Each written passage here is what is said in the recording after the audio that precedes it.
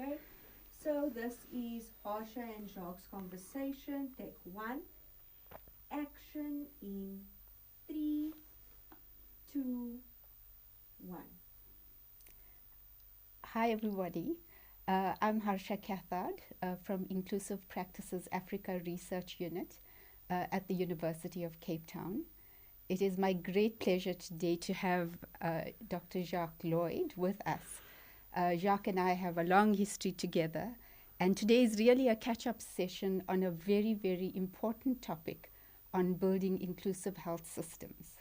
So, over to you, Jacques, to introduce yourself. Hi, Harsha. Hi, everyone. My name is Jacques Lloyd. I am a C6-7 quadriplegic. I have been involved with disability and rehabilitation for as long as I can actually remember, the last 20 years.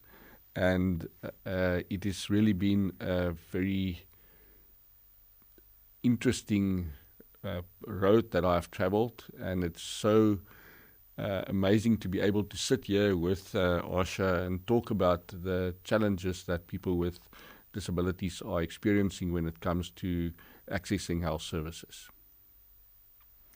So, Jacques, maybe we can pick up from there. And if you can share with us your role in strengthening health systems. I know it's been a long road traveled, but just take us back to, where it all started and what's been the significant moments on this journey and where to from here. Yeah, I think the starting of the journey or the beginning point was when after my rehabilitation, I had an accident in 1988, spent 11 months and 20 days in hospital, and then went to visit my family in Gauteng, and my aunt said to me that she wanted to introduce me to a person in a wheelchair that has an accessible home, and he worked for a mine, and they made everything accessible to him. And he's a peer counselor, and he helps other people with disabilities. And I thought, oh, what a nice idea. So I was fresh in the chair, freshly disabled, and a lot of things in your mind and a lot of questions that you've got. And I got to his house, and when I entered the doorway, this big fat guy was sitting with a beer balanced on his stomach, looking at my aunt and saying to her, "Why did you bring him here? He's a quadriplegic. They don't live very long." Sure. And I was shocked. I sat there, first of all, I thought, wow, okay. My aunt started crying. And I said to her, "Don't worry. It's not that. It's not going to be a train smash. Let's see what they've done for him." So we went through his house, and I saw all the nice things that the mine has actually done for him, and I learned from that. But I also learned there that there's a right way and a wrong way to approach people when they have a disability. And I went home from there, and I actually then, for the next 5 years, didn't want to have anything to do with people with disabilities because of that encounter. Mm-hmm. Then I went back for screening and testing at the old Conradie Hospital in Pinelands, and the occupational therapist asked me if I wouldn't talk to one of her patients. And the first thing that came up in my mind was this guy telling me that I'm not going to live for more than a year, and it's been 5 years now. So I said, yeah, by all means I will. And I went and I started talking to the person. Today we're still very good friends. And it showed to me that, there's actually something that you can do. And on my way back to the car, I passed the physiotherapy department, and there was a girl sitting there, a very good-looking girl, and I was a young man then, and I was looking into the door, and I saw she was crying, and I thought, well, maybe I must go talk to her. And I saw the physiotherapist walking away, and I knew her quite well. So I went up to the girl, and I said to her, "How are you? What's happening? How are you doing?" And she said, "No, I want to go home, but they don't want to let me go home because I can't transfer from the chair onto the plinth, and they don't want to let me go home if I can't get onto the bed by myself. So I looked at her and I said to her, but you look okay to me. I think you'll be able to do it. She says, but I'm scared. I said to her, okay, can I show you how to do it? And I sat in front of her and I positioned myself right and I broke down the steps of transferring for her. And I didn't at that stage have the knowledge. And I did a transfer and she looked at me and she says, you make it look so easy. I said, but if you just do it slowly and say, no, I want to try it now. I said, just wait for the therapist. No, I want to try it now. So I called the assistant and I said, you just stand there. And within 5 minutes, she was transferring. And that changed my life dramatically. Except for the fact that when the physiotherapist walked in, she said to me, what are you doing? And I looked at her and said, I'm just trying, I'm just helping her. She said, it's not your place. You are not qualified to do this. And she gave me a good scolding there. And I thought, okay. I left there and I thought to myself, you know what? I'm going to qualify myself. I want to do this. And I want to do this, and I want to do it in the right way. And I drove to Stellenbosch University, got some books there, and the next year I applied for funding, and I got NSFAS funding, and they had to change the whole course. I studied sports science. At that stage, it wasn't disability accessible. But as you know, Cornelis So, she was a groundbreaker for disability at educational platforms and universities. And she said to me, we will change the course. And we adapted the course, and I completed my course there. From there, did a honors degree there. From there, I was selected for a grant, a European grant, and I did my master's in adapted physical activities in Europe, where I worked at quite a few rehabilitation centers, and it just gave you that amazing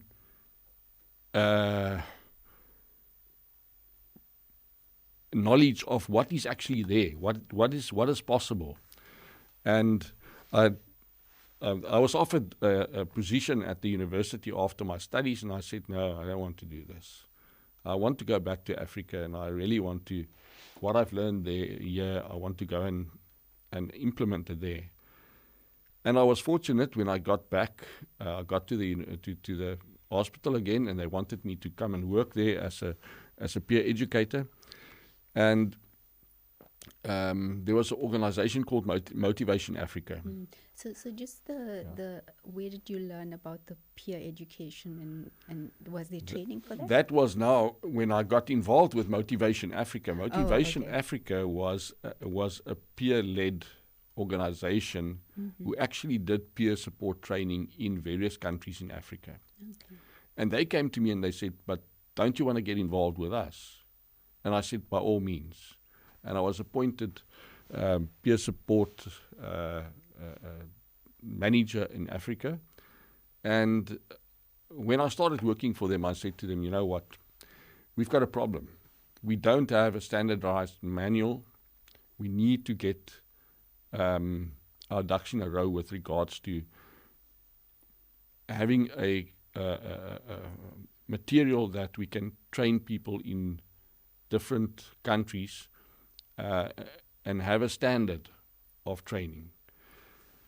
And we started looking into that, and obviously there were challenges with regards to cultures and different social, demographical challenges and all those things. But we were able to develop a African training manual for peer support, and also a training of trainers manual. And from there, we started generating. We promoted that on various platforms and got funding. Started training our first groups in Uganda, Malawi, Mozambique, Lesotho, and a few other countries in Africa. So that was my first exposure to actually training and peer support. Mm-hmm. And the nice thing is those people that we trained in those days, they are still there. They started up disability organizations. We helped them to do that. And today they are leaders in their countries. And was the peer support mainly for persons with disabilities? Yes. We tried to focus specifically on, at that stage, on spinal cord injuries. Mm-hmm. So it was more focused on the quality of life of people with spinal cord injuries, and we found that the life expectancy was very low in those countries after a research program that we did. In fact, when we started, the life expectancy of a quadriplegic was a year and a half. And today, it is estimated at being 5 years less than a normal life expectancy. Just because of the education of the people themselves, but also educating the staff at the various health service points where people with spinal cord injuries were treated and were facilitated. And was that also with families and communities? Yeah, the training, part of the training was focused on the person itself, looking at bladder, bowel, skin care, all the specific challenges to spinal cord injuries. But then also we covered things like disability rights, sexual health. But we also had a component where we involved the family and gave them information and trained them on how to actually assist a person with a disability. And also worked with the people with spinal cord injuries on how to actually manage your assistant. Because that's also a big challenge. We found that assistants come and go quite often because of pressure, because of burnout, all those type of things. So how do you actually manage that to prevent that? Because a lot of times families need to care for them. And if they get tired of doing this, or the conflict develops, then you get abuse and all those things.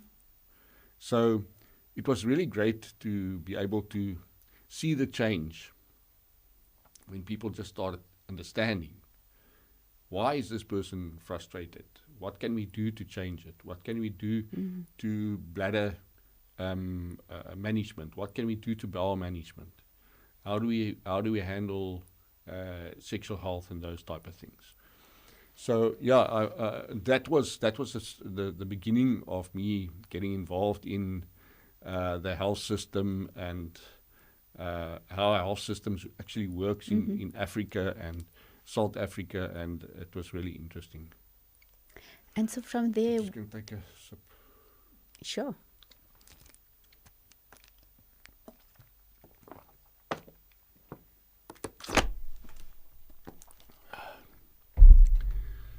Get a breather.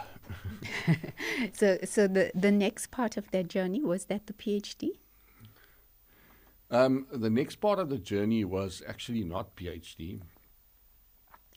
The next part of the journey was I actually got involved in business. So I started up a sports retail business and went into business, and then at one stage I really missed what I was doing, and I was still called back and started playing wheelchair rugby, and I was selected for the South African national squad, and got more involved on international level with disability and all those things. And I realized, I need to go back. And the one day I attended a talk about sexual health and reproductive rights, and sexual health and reproductive rights of people with disabilities. And they started talking about HIV, and the focus on HIV, or the information available with regards to HIV and STIs and those type of things, TB, for people with disabilities were zero. There were none. So you either didn't know about it, you didn't care about it because you didn't know about it, and you just did what you want to do. And after this conversation, I realized, wow, you know what? You need to get tested, first of all, because I wasn't a very, I was sexually active, and you don't think about it. Yeah. And I realized, gee, you know, okay, get tested, sort this out, just make sure you're fine and all those things. And it was terrifying. I mean, I went to the facility. I went to ask, where can I go? And I struggled to get a accessible facility where I could go with a chair. And I got to the facility, and here the nurses were sitting, and I went to a friend of mine who told me, listen here, don't worry, they will counsel you before the time, and they'll talk to you after the time. Don't be panicky and all those things. And I thought, okay. I got there, and I got to the nurse, and I said, I want to get tested for HIV. And she looked at me, and she looked at her friend. She said, just go in there. And the one nurse said to the other one, you don't need to pre-counsel him. He's a disabled person, and he's white. He won't be HIV positive. And I heard them, and I thought, but you don't know why I'm here. And I was panicking. And the next moment, the woman came up to me, pricked my finger, put it on the blood on a tester, and showed me the tester. And I'm like, this line is going up and up and up. And I'm panicking. And she took it back, and she said to me, are you okay? I said, I don't know, am I? She says, yes, no, you're fine. And I was shocked. I was like, what just happened now? Does this happen to other people as well? And I left there, and eventually decided to get more involved in this and find out what I can do to actually change this. So I became part of the South African National AIDS Council Disability Civil Society Forum, the disability sector. And within 6 months, I was elected the leader of the sector, and then started leading the disability sector in 2011. And that was that opened my eyes with regards to gaps when it comes to inclusiveness of people with disabilities. Because at that stage, we spoke about it earlier, there was nothing with regards to HIV. There was nothing with regards to STIs. People who were deaf and blind were totally excluded. People with physical disabilities could not get into the rural clinics and those things. So, yeah, I immediately saw a lot of challenges, but started working on that. And then eventually I was in a conversation with a very good friend of mine, and she said to me, but why don't you do a PhD on this? And I'm like, I'm not a really good academic, but I'll think about it. And she came to me again and said, I'll help you to write up a proposal, and eventually did it. And yeah, then I landed in there, and that was the beginning of it. And so in your PhD, what did you learn there that you think you didn't learn in other situations? I thought that I was at risk, that I had a bit of a rough sexual active life, but I just realized that I'm actually okay. There are other people with disabilities that are much more active, or more active than I am, and more at risk than I am. And for me it was, wow, okay, what are the contributing factors? Why is this? because something needs to has to drive this. It can't just be because of who you are and what you are thinking and those type of things. So my focus was on looking at the contributing factors and the risks and vulnerability of people with spinal cord injuries to be infected with HIV and sexual transmitted infections. So, and then I think the major thing that stood out for me from my whole study was the fact that there was very few people that use protection. And a lot of times in the conversations it came out that they were scared of saying, I'm going to use a condom or that type of thing, because they were scared the person is not going to have sex with them and they'll lose the opportunity to have sex. And they want to experiment. Because of their disability, the first opportunity that comes up, you want to experiment, see what can you do, what can't you do, those type of things, you know. And there are no guidance with regards to that in the health system for people with disabilities. It's just a trial and error thing. And that was one of the things. The other thing was that created a situation where people have multiple partners. On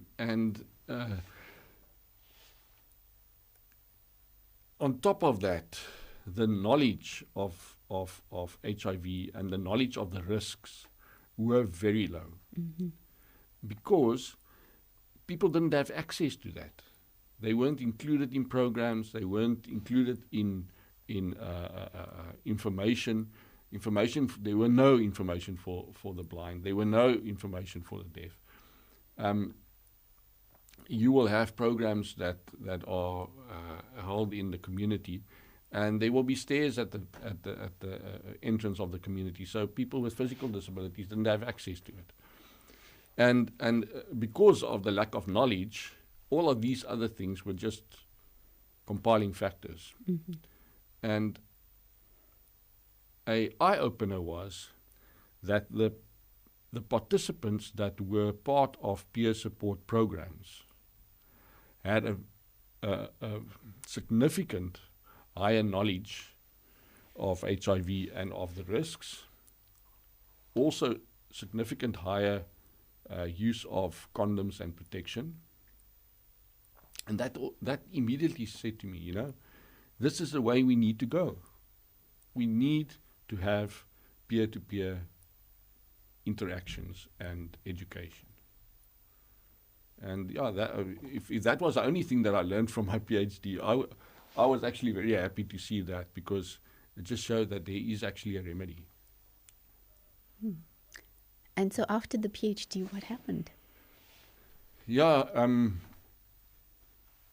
while I was busy with my PhD, I was contacted by the National Department of Health to assist them with incorporating these type of things into the health system. And at that stage, as I said, you know, there weren't any programs, there weren't any material, there were nothing. So I started working with National Department of Health, and I was placed at the non-communicable disease cluster, but also worked with the various other departments. And I was lucky that I was able to develop IEC material, attend meetings with regards to the planning of HIV response and those things, and that made a big difference. From the start, you could see if there's a focal person for disability, the impact can be enormous. And did it integrate into other programs? So how did peer support articulate with the other health programs and health workers?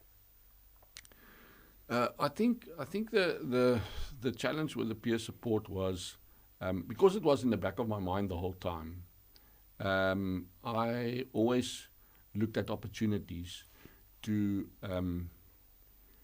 get this on a platform out into our whole system. And because of the structure of our whole system, where national is giving guidance to provinces, but province actually do the implementation, it was quite a challenge, because I'm at national, I can give guidance, but I can't do implementation. So I had to go out and look at possibilities in the provinces in how to actually implement peer support and how to actually make this a reality. And unfortunately, as you know, disability in provinces when it comes to budgets and inclusion is right at the bottom. It just does not happen. If you don't push and push and push and push and threaten people with taking them to the Human Rights Commission and those type of things, which I have done, then it won't happen. So a very good example of where it was successful was in KwaZulu-Natal, where I had the privilege to meet one of the leading implementers of peer support in South Africa, Marika Besaidnout, at Manguzi Hospital in northern KwaZulu-Natal. And she asked us to, because the thing is, you can implement peer support. We've done that through QASA, the Quadriplegic Association of South Africa, and other organizations in DPSA, those guys. But it's not sustainable, because funding comes and funding goes. So we need to get this into the health system. And how do you get that right? You need to get the buy-in from the provincial health structures. And Marika is a driving force. I mean, she's like a battle ram. And we started working on it, and we got outside funding. But with the support of the outside funding and the willingness of the provincial department to incorporate peer support within their multidisciplinary teams, it became a huge success. And today it is one of the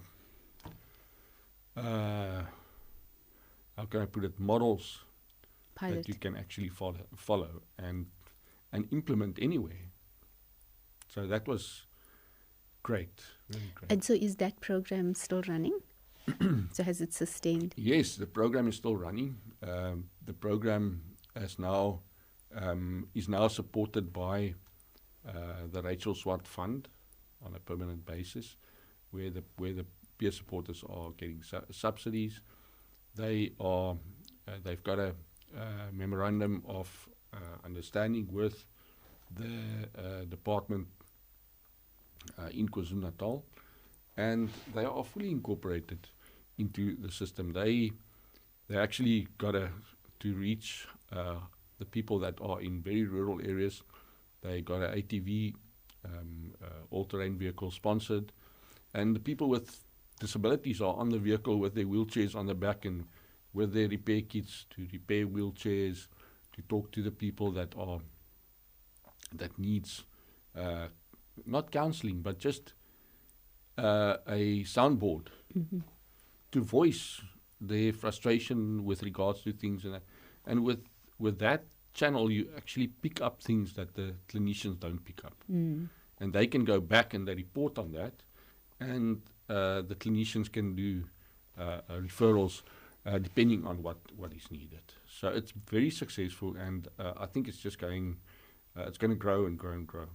And is the program like inclusive of different conditions now? So has it expanded from physical disabilities? Yes. Well, it's very much focused on physical disabilities, but it's also what happened now is that we incorporated mothers with children with disabilities to educate them on the challenges with their children with disabilities. So that we have a early childhood development or a focus to look at young children with disabilities and to get them into the system and also to get them to be able to live up to what they can do. And I think that component is very important. In South Africa, it's a challenge, when you have a program for physical disability and you want to expand that into mental health, you step on toes. And people are protective. That's a big problem in South Africa. People are protective about their different areas of disability. Even the blind and the deaf. We incorporate them in all our programs that we are doing.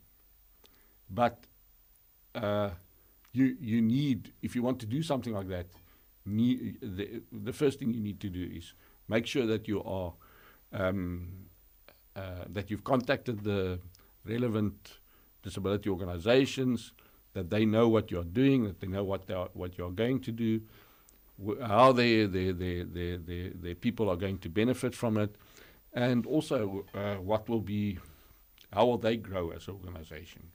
So I think it's not a negative thing, it's a positive thing, because when you do that, you build structure and you build capacity. And what I picked up in the last few years is that we've really been successful in developing role models out there, integrating people into our programs that just finished university or high school. And I think that's one of the most important things that we need to do. We've got a very aging leadership in disability, and it's worrisome. There's a gap, but there's definitely light at the end of the tunnel, because if you just work a little bit on it, you can identify those people, because they finish university and they sit at home, don't have anything to do. So if you can create a platform for them to be active, get involved in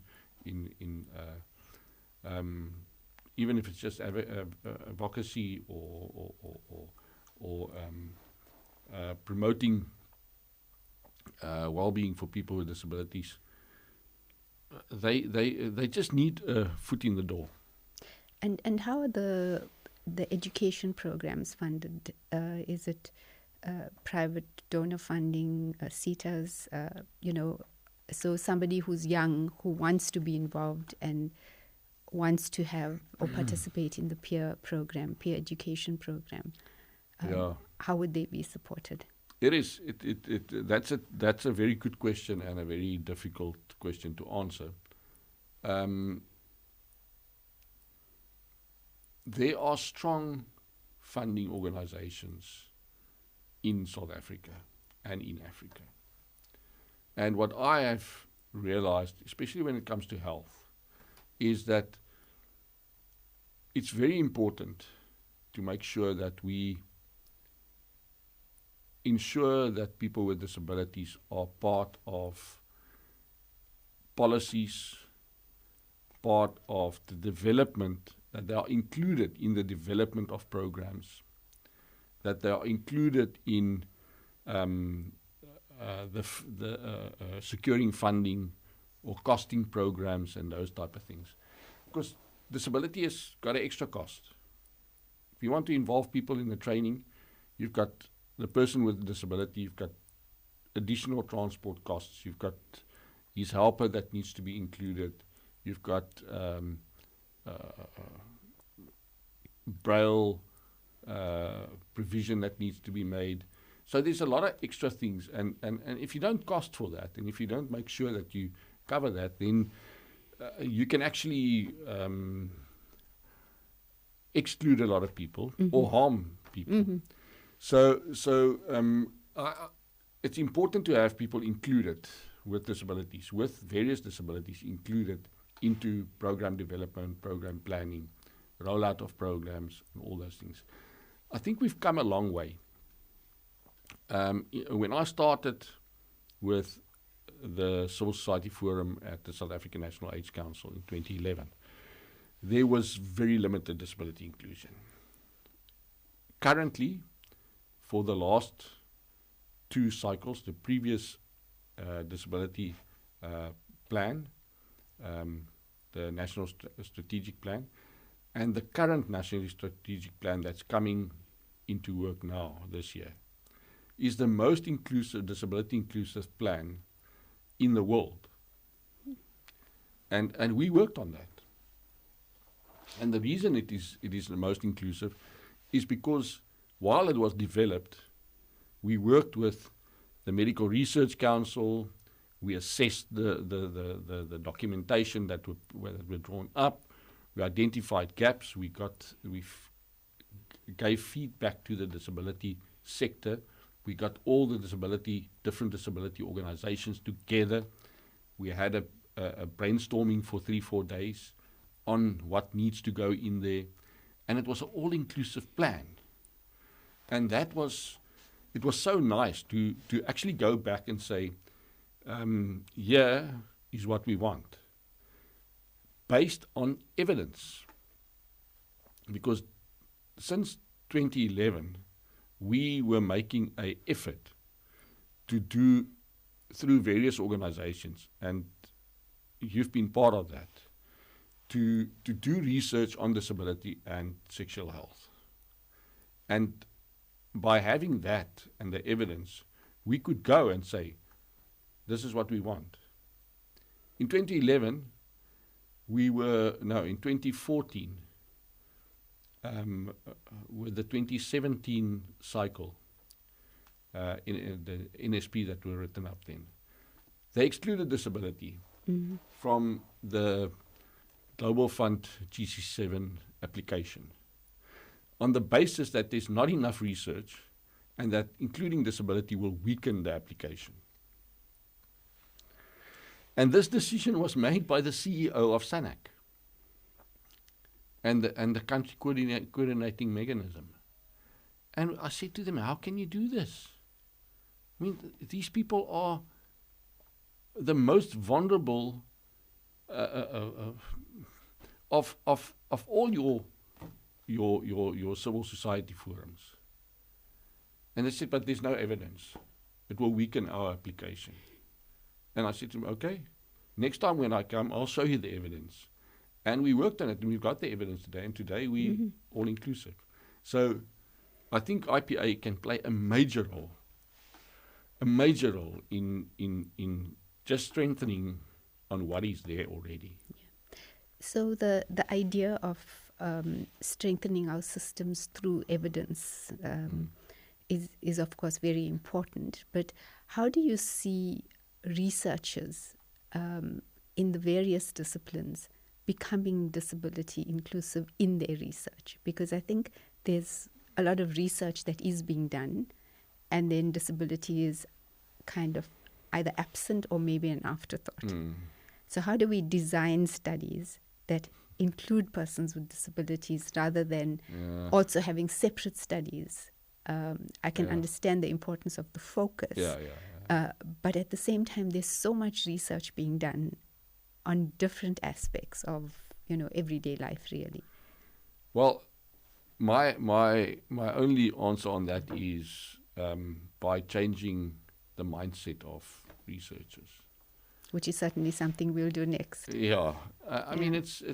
I think in a certain way, researchers are reluctant to do it because they are scared that, okay, how am I going to fit this in? Will I be able to tick all the boxes? And there are challenges, but they are not that big.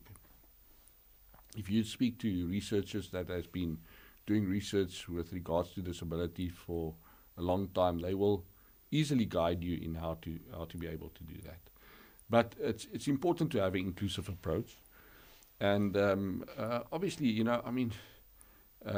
looking at disability in a specific way is important, but if you don't include disability, then you are excluding up to 24% of the people that you actually should work with.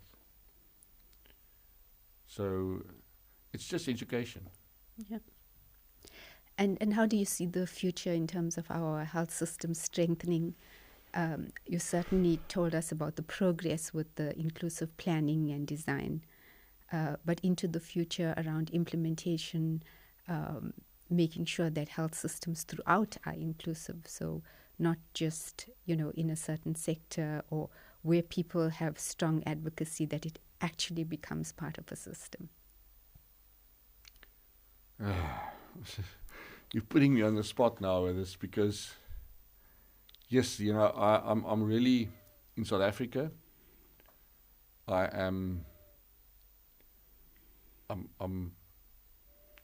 don't know how to approach that. I've been working for National Department of Health. I was with them for 7 years, where I believe that the impact was very big. But they just made my position vacant because they said there were no funding. Mm-hmm. Never replaced it with someone else. I don't say they must employ me, but put someone there that can make sure that people with disabilities are included within the health system. They still call on me when it comes to developing the Presidential Health Compact, but that's not my space, and they don't pay me for that, so I need to do that for free. So they don't acknowledge the abilities of people with disabilities within health at the moment. And the challenge with that is, if you look at the disability cluster in the Department of Health, Mr. Jivasi left now, he retired. Sanjay Singh left, she retired. I'm not there anymore. So there's no one doing disability at national level. The disability representatives at provincial level is at the moment they are hanging in mid-air without any leadership from national. So you asking me now, I see this can be resolved. The only way is to really get a strong person in national health that can lead disability, that can make sure that it's integrated within all the programs. And if you don't do that, and you don't have leadership at national, then how can you expect provinces to really be serious about including people with disabilities? They're not going to be. Mm. So certainly a need for strengthening of leadership. Do you think that we're going to have a need for further development of the policies that exist? Or do you think we have the policies and we should focus much more now on implementation? Definitely. I think we've got a lot of strong policies. We've got policies that are running out of our ears. And most of those policies are inclusive of disability. But the challenge is with that is disability is not costed within those. Mm-hmm. So if you can have inclusivity in a document, but if you don't cost it, you're not going to implement it. If there are not indicators measuring what you have included, then you're not going to see at the end of the year that you have actually excluded people with disabilities. So costing and making sure that there are appropriate indicators within policies and within any rollout of programs from national and provincial side is crucial. And unfortunately, it's not happening at the moment. Hopefully, it will happen with the new NSP on HIV and STIs, because there were 2 indicators in the previous NSP. There are 17 on disability in the new one. But if those 17 are not monitored and not costed, then what's the worth of it? So we still have a long way to go? Still have a long way to go. I guess we can leave it there. And certainly very, very important issues for us to think about. For myself, I think that there's so much we've learned through this conversation, and perhaps one of the most important takeaway points is that we must include people with disabilities in all aspects of our planning, and that inclusive health design is critical to health equity for all. And I think that's something we should all strive for.